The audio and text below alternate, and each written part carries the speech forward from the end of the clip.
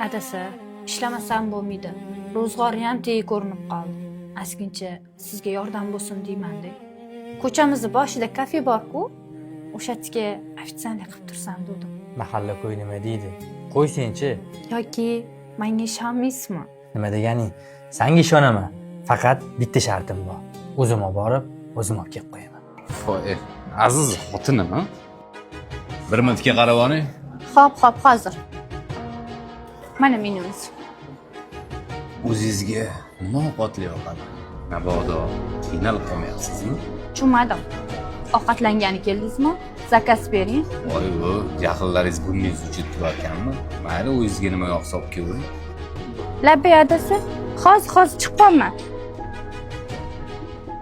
Kechirasiz. Ishingiz tugagan bo'lsa, o'zim olib borib qo'yaman. Tushunmadim. Siz meni taqib qo'yasizmi? O'rtog'ingizga aytsam, yaxshi ish bo'lmaydi. Hurmatingizni biling.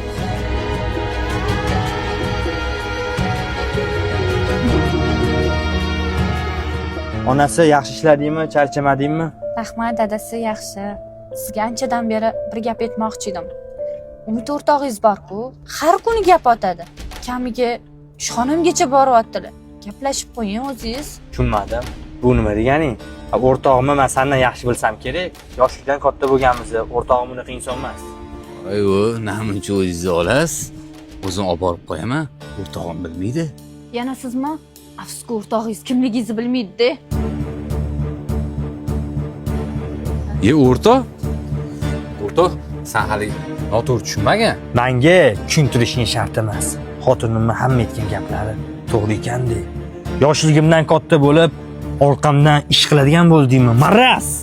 O'rtoqlar, avvalambor bunaqa holatga tushmaylar. O'zingizlarning eng yaqin do'stinglar orqangizdan shunaqa xiyonat qilsa, qanaqa baho berasizlar? Fikringlarni kommentariyada qoldiringlar.